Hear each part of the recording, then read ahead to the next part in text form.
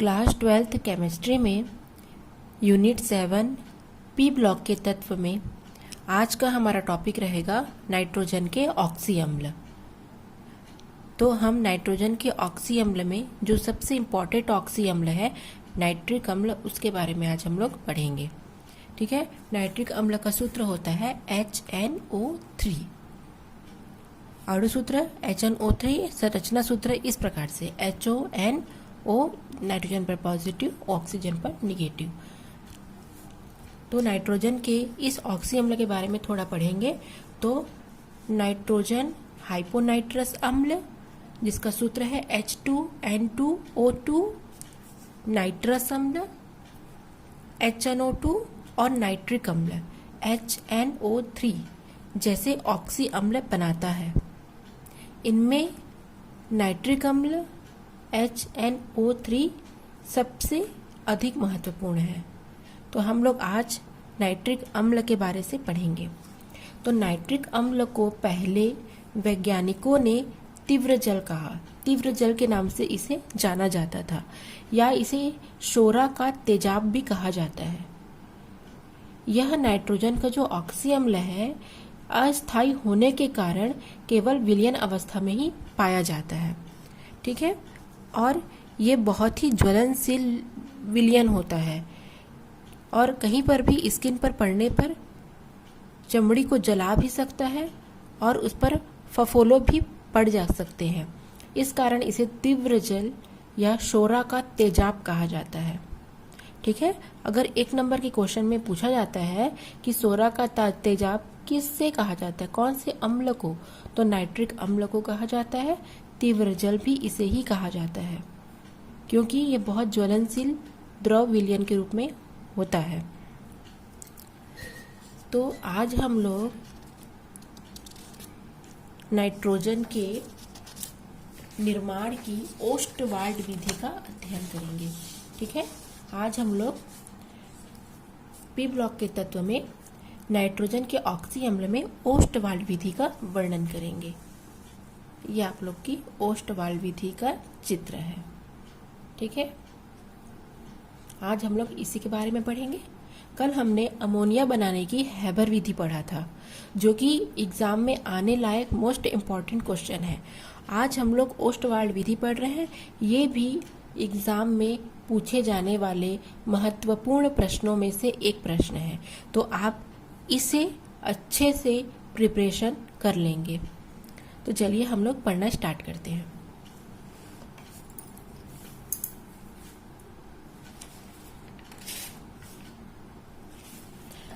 सबसे पहले हम बता देते हैं, ये आप लोग देख रहे हैं इस प्रकार का जो कक्ष बना है इसे उत्प्रेरण कक्ष कहा जाता है। ये प्लेटिनम की जाली लगी हुई है। यहाँ पर स्टील की जो प्लेटिनम की जाली लगी होती है, यह प्लेटिनम की जाली उत्प्रेरक के साथ बंधा होता है और ये उत्प्रेरक का कार्य करता है। जो सेकंड बनी हुई है इस प्रकार का, इसे ऑक्सीकरण कक्ष कहेंगे, और जो अंतिम है इसे हम शोधक कक्ष कहेंगे। तो 3 कक्ष डिवाइड है। पहला को हम उत्प्रेरण कक्ष, दूसरा को ऑक्सीकरण कक्ष और तीसरा को शोधक कक्ष कहा जाएगा। ठीक है। तो नाइट्रिक अम्ल का निर्माण अमोनिया के द्वारा होगा। ठीक है। तो कैसे होगा उसे हम देखते हैं। ये आप देख रहे हैं उत्प्रेरण कक्ष में 1 आयतन अमोनिया का और 8 आयतन वायु अर्थात ऑक्सीजन, दोनों का मिश्रण को लेकर के इस नली में प्रवाहित की जाती है और टेम्परेचर 800 डिग्री सेंटीग्रेड रखा जाता है। तो जब अमोनिया और शुष्क वायु, जिसमें अमोनिया का आयतन 1 आयतन और वायु अर्थात ऑक्सीजन का आयतन 8 आयतन, इस दोनों के मिश्रण को इस नली के द्वारा जब प्रवाहित करते हैं तो ये मिश्रण जब आता है तो यहाँ पर जो प्लेटिनम की जाली लगी होती है जो कि उत्प्रेरक का कार्य करती है, यहाँ पर क्या होता है, अमोनिया का ऑक्सीकरण हो जाता है। किसमें? नाइट्रिक ऑक्साइड में। आप देख रहे हैं नाइट्रिक ऑक्साइड NO में ऑक्सीकरण हो जाता है। ठीक है। फिर वो ऑक्सीकरण कक्ष में या ऑक्सीजन कक्ष में जाता है। इसे ऑक्सीजन कक्ष भी हम कह सकते हैं। तो यहाँ पर जो नाइट्रिक ऑक्साइड है वो ऑक्सीजन कक्ष में जाएगा और बना हुआ जो नाइट्रिक ऑक्साइड है वो शेष बचा ऑक्सीकरण कक्ष में जो शेष बच जाती है वायु या ऑक्सीजन, उससे क्रिया करके नाइट्रोजन डाइऑक्साइड या नाइट्रोजन परऑक्साइड का निर्माण करते हैं। ठीक है। उसके बाद यहाँ पर जो नाइट्रोजन डाइऑक्साइड का निर्माण होता है वह इस नली के माध्यम से शोधक कक्ष में लाई जाती है। और शोधक कक्ष में यहाँ पर ये तो आप देख रहे हैं गोल गोल पत्थर, ये क्वार्ट्ज के टुकड़े हैं। ठीक है, क्या है? क्वार्ट्ज के टुकड़े हैं। इसी पर जा करके क्या होता है, नाइट्रिक अम्ल मिक्सअप हो जाता है। और ऊपर में आप देख रहे हैं एक प्रकार का टावर लगा है जहाँ से जल को भेजा जा रहा है। तो जब यहाँ से जल गिराया जाता है तो जल इसके द्वारा क्या होता है, अवशोषक स्तंभ है, यहाँ से क्या हो जाता है, स्तंभ से, अवशोषक स्तंभ से, ठीक है, नाइट्रोजन डाइऑक्साइड क्या होता है, एब्जॉर्ब हो जाता है। और एब्जॉर्ब हो करके नाइट्रिक अम्ल और नाइट्रस अम्ल दोनों का निर्माण करता है। ठीक है, तो यहाँ पर हमको प्योर अवस्था में नाइट्रिक अम्ल प्राप्त हो जाती है। ठीक है, आप लोग चित्र को अच्छे से बना लीजिएगा। मैं एक बार और रिपीट करा देती हूँ। अमोनिया और शुष्क वायु जिसमें 1 आयतन अमोनिया और 8 आयतन ऑक्सीजन को लेकर के, उन दोनों के मिश्रण को लेकर के इस उत्प्रेरण कक्ष में प्रवाहित किया जाता है, जहां पर प्लेटिनम की जाली लगी होती है। यह स्टील की बनी होती है जिस पर प्लेटिनम की जाली लगी होती है और यह यहाँ पर उत्प्रेरक का कार्य करता है। और यहाँ पर जो अमोनिया और वायु का जो मिश्रण है, ठीक है, वो ऑक्सीकृत होकर के नाइट्रिक ऑक्साइड में बदल जाता है, जो कि इस नली के द्वारा ऑक्सीकरण कक्ष में प्रवेश करता है। इस ऑक्सीकरण कक्ष को हम ऑक्सीजन कक्ष भी कहते हैं। यहाँ पर जो बनी हुई नाइट्रिक ऑक्साइड है वो ऑक्सीजन, बची हुई जो ऑक्सीजन है उसके साथ अभिक्रिया करके नाइट्रोजन डाइऑक्साइड या फिर हम इसे नाइट्रोजन परऑक्साइड भी कहते हैं, वो बना लेता है। इस नली के द्वारा जो नाइट्रोजन परऑक्साइड या नाइट्रोजन डाइऑक्साइड बना रहता है वो इस क्वार्ट्ज के जो टुकड़े हैं जो अवशोषक स्तंभ का कार्य करते हैं उसमें जाके समाहित हो जाता है। ऊपर में टावर के द्वारा लगातार जल को गिराया जाता है और जल को गिराने से जो नाइट्रोजन डाइऑक्साइड है उसका क्या होता है, अवशोषक स्तंभ द्वारा अवशोषित होकर के वो नाइट्रिक अम्ल का निर्माण करता है।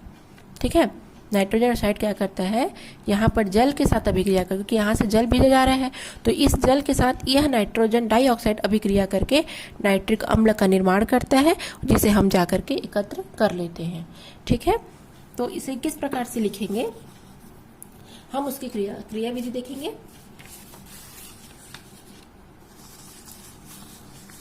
चाहे तो आप स्क्रीनशॉट कर सकते हैं, अगर आप चाहें तो उसको पोस्ट कर करके आप नोट्स बना सकते हैं। ठीक है, 1 आयतन अमोनिया और 8 आयतन वायु का मिश्रण प्लेटिनम की जाली के ऊपर 800 डिग्री सेंटीग्रेड तक प्रवाहित किया जाता है तो हमको 90% अमोनिया का नाइट्रिक ऑक्साइड में ऑक्सीकरण हो जाता है। तो इस प्रकार का रिएक्शन आ जाएगा, अमोनिया प्लस कितना, ammonia plus oxygen, nitric oxide और जल के अणु बनेंगे। ठीक है, यहाँ पर इसको बैलेंस करना पड़ेगा क्योंकि यहाँ पर हाइड्रोजन 3 है और यहाँ पर 2 है, तो इसको बैलेंस करेंगे तो यहाँ पर 4, यहाँ पर 5, 4, 5, इसको इस प्रकार से आप संतुलित करना सीख सकते हैं। अब क्या होगा, जो बची हुई नाइट्रिक ऑक्साइड है वो जो ऑक्सीकरण कक्ष में बची हुई जो क्या है, ऑक्सीजन है, उससे अभिक्रिया करके नाइट्रोजन डाइऑक्साइड का निर्माण करता है। ठीक है, तो ऑक्सीकरण कक्ष में हम देख सकते हैं क्या होता है, ऑक्सीकरण कक्ष में नाइट्रोजन डाइऑक्साइड का निर्माण हो जाता है। अब NO जो नाइट्रिक ऑक्साइड है और ऑक्सीजन है, नाइट्रिक ऑक्साइड का निर्माण करेंगे ऑक्सीकरण कक्ष में।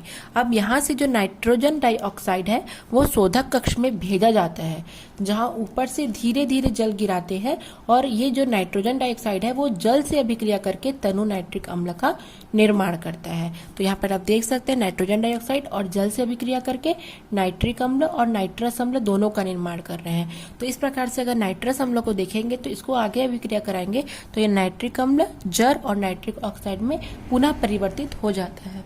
ठीक है, तो इतना आपको क्रिया विधि लिखना है अगर एग्जाम में आएगा क्वेश्चन। पहला तो आपको नामांकित चित्र बनाना है, इस तरीके से ये नामांकित चित्र बनाएंगे और इसको पूरी तरीके से इस प्रकार से सारे रिएक्शन को आप क्या करना है, आपको सॉल्व करना है। अगर विधि पूछा जाए एग्जाम में तो आपको लगातार विधि बतानी जानी है इसकी। ठीक है, तो इस प्रकार से आपका ओस्टवाल विधि कंप्लीट होता है। ये एक बहुत इंपॉर्टेंट टॉपिक है, उसके पश्चात हम नाइट्रिक अम्ल जो होते हैं, नाइट्रिक एसिड, उसके हम भौतिक गुण और उपयोग देख लेते हैं। तो ये क्या होते हैं, आर्द्र युक्त नहीं होते हैं ना। अनार्द्र नाइट्रिक अम्ल एक रंगहीन तैलीय द्रव होता है, ठीक है, तेल युक्त द्रव होता है जिसका क्वथनांक 355 होता है, जिस पर द्रव क्या होता है, द्रव रूप में जो नाइट्रिक अम्ल होते हैं वो सफेद ठोस रूप में परिवर्तित हो जाते हैं। उसके बाद देखेंगे जो 68% नाइट्रिक अम्ल है वो रंगीन होता है, किंतु प्रकाश रासायनिक क्रिया के फलस्वरूप नाइट्रोजन डाइऑक्साइड में ये अपघटित हो जाते हैं और इनका कर्ण पीला हो जाता है, इनका जो रंग है वो उससे बदल जाते हैं, ठीक है। तो सूत्र हो जाएगा HNO3 सनलाइट में नाइट्रोजन डाइऑक्साइड जल और हाफ अणु ऑक्सीजन के, और यह चमड़ी को जला देता है, फफोले भी पड़ा देता है, इसलिए त्वचा का रंग इससे पीला पड़ जाता है। तो ये क्या है, नाइट्रिक अम्ल के भौतिक गुण हैं। अब हम इसके उपयोग पूछे, जनरली एग्जाम में नाइट्रिक अम्ल के उपयोग पूछे जाते हैं, ठीक है। तो उपयोग देख लेते हैं। विस्फोटक के निर्माण में अर्थात TNT, पिक्रिक अम्ल आदि के लिए इसका उपयोग किया जाता है। कृत्रिम रेशम बनाने में, उर्वरक बनाने में, चांदी और सोना के शोधन कार्य में हमको नाइट्रिक अम्ल की आवश्यकता पड़ती है। धातुओं पर चित्रकारी करने में आपने देखा होगा, धातु के जो बर्तन होते हैं, कई लोग उसमें कई कई प्रकार के है ना चित्रकारी की होते हैं, तो उसके लिए नाइट्रिक अम्ल की आवश्यकता होती है। कार्बनिक यौगिकों के नाइट्रीकरण में, ऑक्सीकारक और प्रयोगशाला में अभिकर्मक के रूप में। ये जो पॉइंट है आप सारे में दे सकते हो, क्योंकि प्रयोगशाला में अभिकर्मक के रूप में हम इसका उपयोग करते ही हैं। रॉकेट ईंधन में ऑक्सीकारक के रूप में। तो इतने सारे हैं, कम से कम आप 5 भी याद रखेंगे और एग्जाम में अगर पूछा जाएगा तो आप उसमें बना सकते हैं, ठीक है। केवल 2 या 3 ही पूछा जाता है, आपको 5 याद रखने हैं, ठीक है। तो आज का टॉपिक कंप्लीट होता है। Thanks for watching.